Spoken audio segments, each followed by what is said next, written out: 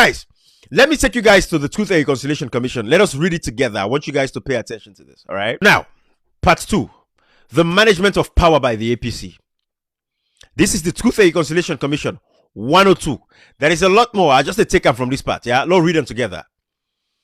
In its official submission to the Truth and Reconciliation Commission in April 2003, the All People's Congress APC recalled its basis for a major policy shift upon finally assuming power in 1968. The APC stated that the SLPP engineered military intervention of March 1967 had set an ominous precedent for the country. That, you see, everything I said, the APC, the defense was, of course, 1968. That was where the SLPP, when they brought the military in after the 1967 elections, when Inga Norman and Brigadier Lansana overthrew Sheikh Stevens and sent him to exile. That was the basis and the start for the APC to make a policy shift.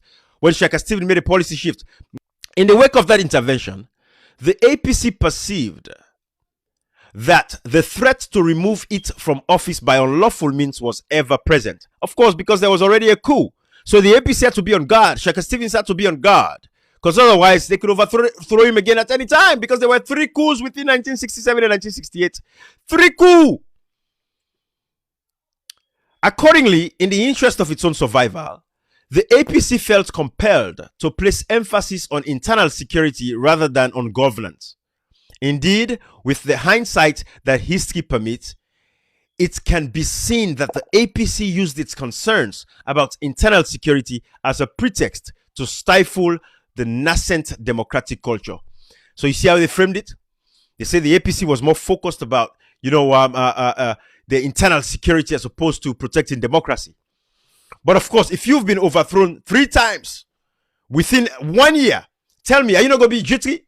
Are you not going to look at what happened to Tijan Kaba, 1997 with Johnny Paul? And talking about that remind me about my brother then. We didn't Nigerian and they suffered Ibrahim Bazi Kamara them and all these other people. Then you get folks there from the SLPP that are actually involved. Ali Kaba, we're going to the Mataba and Libya, still they're free. But these are the things we're talking about. So now that was one. Let me read the next one. On assumption of the office of Prime Minister, Sheikh Stevens attended most urgently to the consolidation of his power. Despite espousing socialist principles, he adopted authoritarian methods of governance. All the institutions of the state were subjected to strict party control. Institutions that should have been checks on an overbearing executive were emasculated. The prolonged period of Sheikh Stevens' rule is captured in more expansive detail in the chapter of this report entitled Governance. So a brief summary should suffice for present purposes. So after they overthrew Sheikh Stevens 3 times, what did he do? He had to protect himself. This was how bad governance started because of Albert Magai. Because of Albert Magai.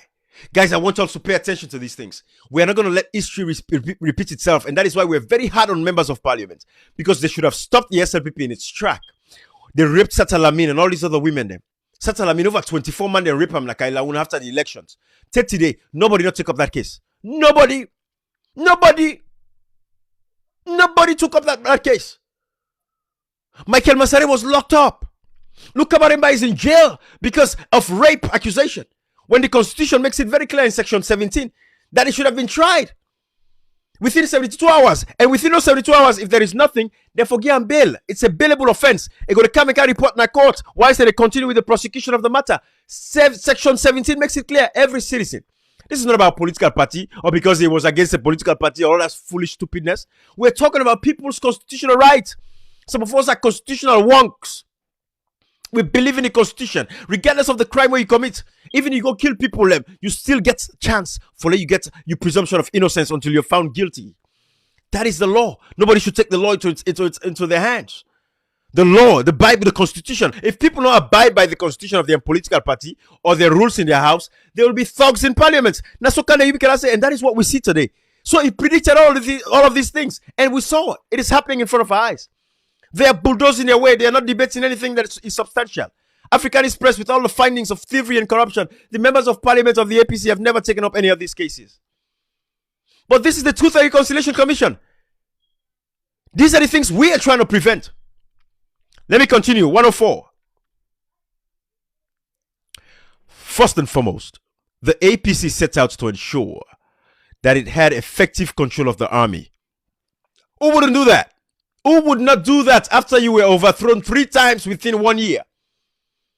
Bad governance, precedents. That is why it's dangerous what is happening today in Sierra Leone. That is what is happening today in Sierra Leone. When the SLPP is going to be kicked out, APC comes to power. Revenge. And all these things say, okay, we can't do on back. That is what continues. That is why when people are in power, they should hold the leaders accountable.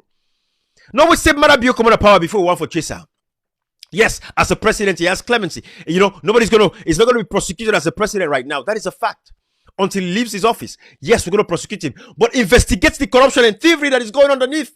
Let us lay the framework now. So when he's out of power, it's easier to prosecute him. Because we've already started the prosecutions when he was in his office. You can start the investigations now. We've asked members of parliament, impeach this president. They say no. They're not going to impeach him. Because it is the office of the president. But the president did not even fire nobody in the state house. We're responsible for the forgery of receipts. Come on, guys. First Lady received money from the Consolidated Fund. No member of parliament of the APC, Honorable Cherry Coco, and all of these guys, none of them have ever summed up the courage, including Kande Yumkela, to mention the name of the First Lady that she was not supposed to use money from the Consolidated Fund. She was not supposed to receive money from the Consolidated Fund. Guys, the Truth and Reconciliation Commission is right here. Everything that happened. Now we talk so now. I want to relate. I want to see the reality of what is happening. So again, let me read 104. First and foremost, the APC set out to ensure that it had effective control of the army. The transformation of the army chief of staff into a member of parliament in 1974 completed the subordination of the army as a tool for political manipulation. Why? Who started this? Albert Magai. Brought in Inga Norman and Brigadier Lansana for how overthrow Shaka Stevens when he won the elections in 1967. Precedents. This is why bad example Lakonski not fine. So when Shaka Stevens is come now, afraid, he said, you know what, I have to protect myself. Let me say, bring the military inside. This is the Truth and Reconciliation speaking here now. This is how things happen. Bad things happen, and leaders fail to speak about it. It results to things like these. Guys, we have to take a cue. As Sierra Leoneans, let us open up our minds.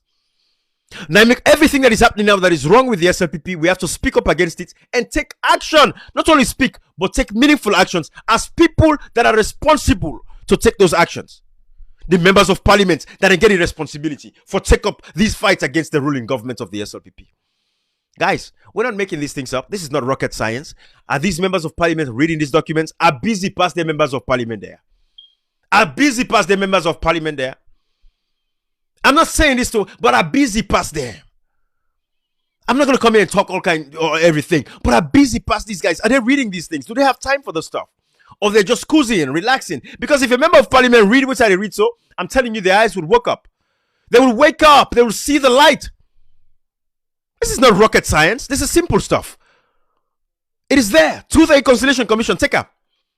Bad precedent, bad example. SLPP, tribalism, nepotism, they come with them again in 2018. Up till now. No free speech. This is what they did. When they get out of power, they go for turn and give them. And when they go for turn and give them, now the country is unstable. Who's going to suffer? It is the kids that don't have access to healthcare. They're the ones that are going to suffer. Across the country, picking and sick not to come on. Across the country, big people or Pekino, everybody sick, access to healthcare because these guys are busy fighting, doing stupid things as opposed to fighting for the people and representing the people. So Shaka Stevens come and say, you know what, I have to protect myself and begin for consolidating power because you don't know that Auda. Bad precedents from Albert Magai of the SLPP. Let me continue. So fearful was Stevens of the threat posed to him by a well-equipped army, he denied the soldiers any proper training and systematically suppressed their fighting capacity. You not trust them again. Bad precedents by Albert Magai. Bad precedents.